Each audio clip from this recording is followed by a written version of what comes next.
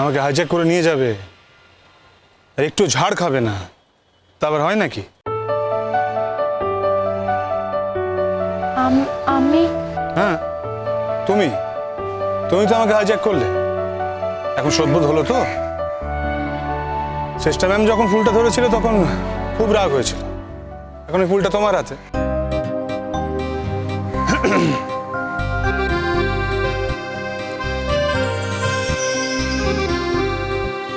এরকম রামগরুরের ছানার মতো মুখটা করে রেখেছো কেন?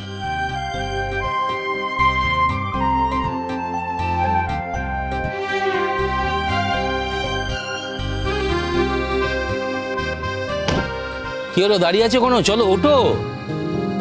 আরে এদিকে কোথায় যাচ্ছ? সামনে বসো। না, উনি বসবেন। কেন বাবা? না, পরের মেয়েকে সামনে বসে তোমার কিসের সুখ?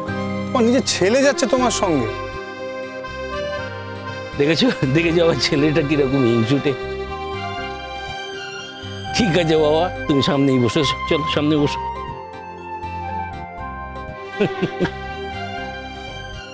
তোমার মা যে কি আনন্দ পাবেন। বাবা, আমি কাউকে আনন্দ দিতে যাচ্ছি না, তোমার সঙ্গে আমার কিছু কাজের কথা আছে, তাই জন্য যাচ্ছি। বেশ, তাই চলো।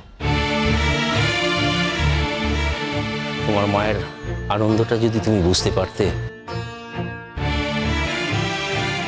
তুমি সেটা কোনোদিনই বুঝবে না।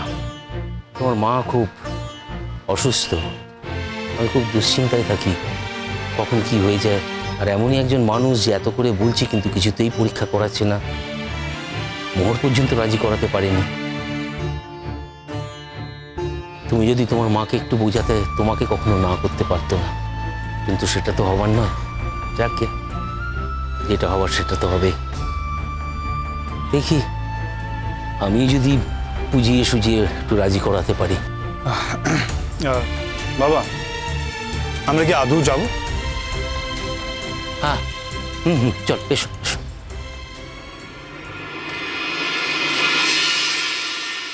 তোমার তো ফোনেই আমি বললাম যে ছেলে খিচুড়ি খেতে চাইছে, আর তাই জন্য বাড়িতে তো খুব বড় অ্যারেঞ্জমেন্ট আজকে, খাওয়া দাওয়ার সেসব ছেড়ে ওইখানে চলে আসছে। তুমি যখন ফোন করে বললে আমি তখনই খিচুড়ি চাপিয়ে দিয়েছিলাম। মোহর সব কিছু গোছাচ্ছে।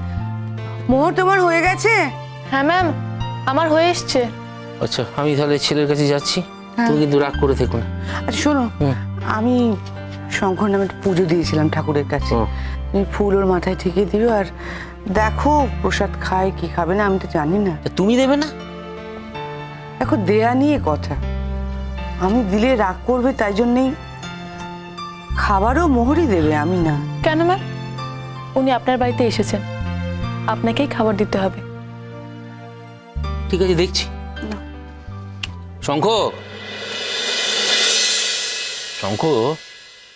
বাবা, আমি কি কোনো অসুবিধায় ফেলে দিলাম? না না, এত ফর্মালিটি করে কথা বলছো কেন? আরে আমরা তো তোমার বাবা মা। না মানে বলছিলাম যে তোমার মা তোমার জন্য সকালে পুজো দিয়েছেন, তো একটু যদি ফুলটা মাথায় ছোঁয়াও, মানে প্রসাদটা খাবে কি খাবে না সেটা তো তোমার মা। বাবা, তুমি যে অদিতি রায়চৌধুরী সেক্রেটারি হয়ে গেছো, সেটা তুমি জানতাম না। এই আবার কি ধরনের কথা শঙ্খ? এই কথাগুলো কি ভালো? না, ওনার যদি দেওয়ার থাকতো উনি নিজে এসে দিতেন, তোমাকে দিয়ে দেওয়াচ্ছেন কেন? তুমি কি ওনার আজ্ঞাবহ দাস? এই আবার কি কথা? তুমি তো সেদিন তোমার মাকে কত কথা শোনালে, বললে তুমি না ডাকলে যেন তিনি তোমার সামনে না আসেন। তুমি যদি আবার রাগারাগি করো, সেই জন্যই তো তোমার মা তোমার কাছে আর আসছেন না। যাকে দেখছি। অদিতি, অদিতি একবার এসো তো। একটু তো ভদ্রভাবে কথা বলা যায় নাকি? যায় না? আপনি এত জোরে জোরে কথাটা বলছেন, যার ব্যাপারে বলছেন তিনি তো শুনতে পাচ্ছেন। মানুষকে কি এত ডেলিবারেটলি অপমান না করলে আপনার নয়? Just shut up. আমাদের ফ্যামিলির মধ্যে তুমি কথা বলছো কেন? যাক, ফ্যামিলি বলে স্বীকৃতি তো দিলেন, সেটাই অনেক। আমি কথা বলতাম না, যদি আপনি বাইরের লোকের সামনে এইভাবে করে না কথা বলতেন, তাহলে সেই বাইরের লোক আপনাদের মধ্যে ঢুকতে যেত না। আচ্ছা থাক থাক থাক, এখন এই খাবারের সময় এই এত কথা কাটাকাটি করে কোনো লাভ নেই। অদিতি এসো।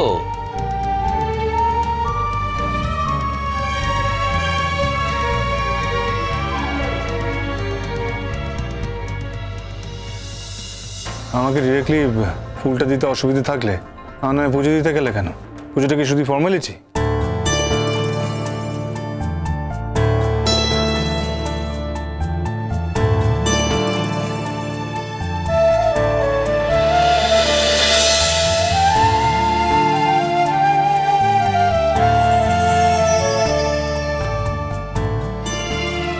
আমি যেটা পছন্দ করি না সেটাই আমার জীবনে দুজন মহিলাকে দেখছি। তারা দুজনেই কথায় কথায় কাঁদতে ওস্তাদ একেবারে। আরে বাবা, যখন আগুন জ্বলে তখন তাদের সাথে ফাইট করা যায়, কাঁদলে আর কি? ফাইট করবো কি করে? আশ্চর্য। ঠিক আছে, আমি যদি কোনো অসুবিধা করে থাকি আমি আসছি। দাঁড়ো, ভর দুপুর বেলায় খাবে বলে এসছো, আমি নিজে রান্না করেছি তোমার জন্য। এখন যদি তুমি না খাও, বাড়ির কারোর কিন্তু খাওয়া হবে না। খাবার আর কোনো ইচ্ছে আছে বলে আমার তো মনে হচ্ছে না। যাই হোক, আমাকে বাড়ি যেতে হবে। আমি তো আর এখানে অনন্তকাল ধরে থাকতে আসিনি। তা তো বটেই, তোমাকে তো এখন বাড়ি ফিরতেই হবে। তাছাড়া আমি এখানে আছি, তোমার তো এখানে থাকার কথাও না। আর একটা কথা বলি, আমি আর বেশি দিন নেই, পরের সপ্তাহে চলে যাবো। এসব কথা আমাকে শুনিয়ে কোনো লাভ নেই। তোমাকে শোনানোর জন্য কে বলেছে? তাই জন্য বলিনি কিন্তু আমি। আগামী সপ্তাহে আমি চলে যাচ্ছি, তখন তুমি চাইলেই থাকতে পারো। ম্যাম, সামনের সপ্তাহে কিন্তু আপনার যাওয়া হবে না। আপনাকে নিয়ে ডাক্তারখানায় যেতে হবে আমাকে। আর আমি কিন্তু কোনো রকম ওজন আপত্তি শুনবো না ম্যাম। অবশ্য সামনে আমার একটা বড় কাজ আছে, কিন্তু তার থেকেও বড় কাজ এইটা। আবার কিসের বড় কাজ তোমার? স্যার, অনেক মানুষের ঝড় জলে বাড়িঘর সব নষ্ট হয়ে গেছে, অনেকে ঠিকঠাক খেতে পাচ্ছে না। এই কদিন আমি হসপিটালে ব্যস্ত ছিলাম, তাই আমরা কয়েকজন বন্ধু বান্ধব মিলে ঠিক করেছি আমরা রিলিফের কাজ শুরু করব। বাবা, এই যুগের মাদার টেরিজা? না স্যার, আমি কোনো মাদার টেরিজা নই। আমি মোহর বসু। আর কয়েকজন উপবাসী লোকের খাওয়ার ব্যবস্থা করার জন্য তাকে মাদার টেরিজা হতে হয় না। আর এইটুকু মানবিকতা বোধ প্রত্যেকটা মানুষেরই হওয়া উচিত। হ্যাঁ, এখন তোমার থেকে শিখতে হবে কি করতে হবে আর কি করতে হবে না। আচ্ছা ঠিক আছে ঠিক আছে ঠিক আছে, হ্যাঁ কাজটা খুবই ভালো, কিন্তু তোমাদের ফান্ড আসবে কোত্থেকে? স্যার, আমরা সবাই মিলে কালেক্ট করব চেনা জানা লোকেদের কাছ থেকে। হ্যাঁ, ভিক্ষা করবে? কয়েকজন মানুষের জন্য ভিক্ষে যদি করতে হয় তাহলে তাই করব, অসুবিধাটা কোথায়? কত টাকা হবে? আমাদের সামর্থ্য খুবই কম, আর আমাদের সেরকম কোনো ক্রেডিবিলিটিও নেই। লোকে আমাদের টাকা দেবেই বা কেন? আচ্ছা ঠিক আছে ঠিক আছে, আচ্ছা নাও, আমার অ্যাকাউন্টে তুমি 20,000 টাকা নিয়ে নাও। মোহর, আমিও কিছু কন্ট্রিবিউট করবো কিন্তু। আমি জানি না আপনারা কন্ট্রিবিউট করবেন। তাছাড়া আমি যেখানে টিউশন পড়াই সেখানে বলবো তারা যদি কিছু দিতে চায়। তাছাড়া আরও বন্ধু বান্ধব আছে, তারা তো কালেক্ট করবে। আমাদের মধ্যে কিছু চেনা জানার লোক আছে, তাদেরকেও বলবো। তারপর সোশ্যাল মিডিয়ায় লিখে জানাবো, কেউ যদি স্বতঃস্ফূর্তভাবে দিতে চায়। কেউ দেবে না। দেবে কেন? তোমরা এই ধরনের কাজ আগে করেছো যে দেবে? না দিলে না দেবে, কিন্তু মানুষের শুভ বোধের ওপর আমার একটু বিশ্বাস আছে স্যার। আর নিশ্চয়ই কেউ না কেউ কন্ট্রিবিউট করবে, যা দেবে তাতেই চালিয়ে নেব। যত সব চাইল্ডিশ ব্যাপার স্যাপার। আপনার চাইল্ডিশ বলে মনে হতে পারে স্যার, কিন্তু আমার কাছে এটা ধর্মের মতো। আজকে যদি আমার কাছে অনেক টাকা থাকতো তাহলে আমি হয়তো অনেক টাকা দিতাম। আমার কাছে নেই, তার জন্যই। নিজের খাবার ব্যবস্থা নেই, টিউশনি করে খেতে হচ্ছে, সে আবার। স্যার, নিজের খাওয়ার ব্যবস্থা নেই বলেই, নিজের খাওয়াটা কষ্ট করে রোজগার করতে হয় বলেই আমি বুঝি মানুষ না খেয়ে থাকলে কি হয় সেটা আপনি বুঝবেন না। যাকে ম্যাম, এবার খাবারগুলো তাহলে আমি। আমাকে বেরোতে হবে, আমার দেরি হয়ে যাচ্ছে। হ্যাঁ, ও বাড়িতে তো আপনার জন্য সবাই অপেক্ষা করে আছে। ডেফিনেটলি সবাই অপেক্ষা করে আছে, দেখতে পেলে না? তাছাড়া তোমাকে ফান্ড করার লোক আছে, তোমার অনেক চেনা জানা হয়েছে, তারা তোমায় ঠিক ফান্ড করে দেবে। আমার কোনো প্রয়োজন নেই এখানে।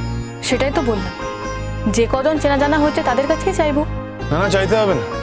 তোমার মুখ থেকে কতটা খুশলেই অনেকে দিয়ে দিতে পারে, যেমন তোমার রেসিপি স্যার। প্লিজ স্যার, ওই নামটা আপনি উচ্চারণ করবেন না। বাবু, উচ্চারণে তো বাধা না, মানে ওর সাথে তো আমারও আলাপ আছে। দেখা যদি হয় তাহলে কথা বলবো কি করে উচ্চারণ না করে? আমি কথাটা কেন বলেছি সেটা আপনি নিশ্চয়ই বুঝতে পেরেছেন স্যার। ম্যাম, আমি কি আপনাকে কিছু হেল্প করব? আমি কি খাবারগুলো একটু রেডি করব? তুমি আমার সাথে এসো না, এসো। আচ্ছা, আপনি যে বললেন আপনি স্যারের সঙ্গে কথা বলতে এসেছেন, তাহলে আপনার এত যাওয়ার তাড়া কিসের? তোমাকে জিজ্ঞেস করে আমি আমার বাবার সঙ্গে কথা বলবো? তোমাকে জিজ্ঞেস করে আমি আমার বাড়ি ফেরার কথা বলবো? স্ট্রেঞ্জ। তা নয় স্যার, আপনি আসার সময় একটা কথা বললেন, তাই আমি বললাম। না, তোমাকে কে বলেছে আমি বাবার সঙ্গে কথা বলবো না? এই তো এক্ষুনি কথা বলবো, এখনই বলবো। কিন্তু শোনো, সব ব্যাপারে তুমি ঢুকতে চাও না, তুমি আউটসাইডের মতো থাকো। May I come in sir? Come in. আপনার অনেক টাকা থাকতে পারে, আমি কি একবারও বলেছি সেই টাকা আমার দরকার? মানে? মানের কিছু নেই, এটা রাখুন। আপনার টাকায় আমাদের রিলিফের কাজ হবে না।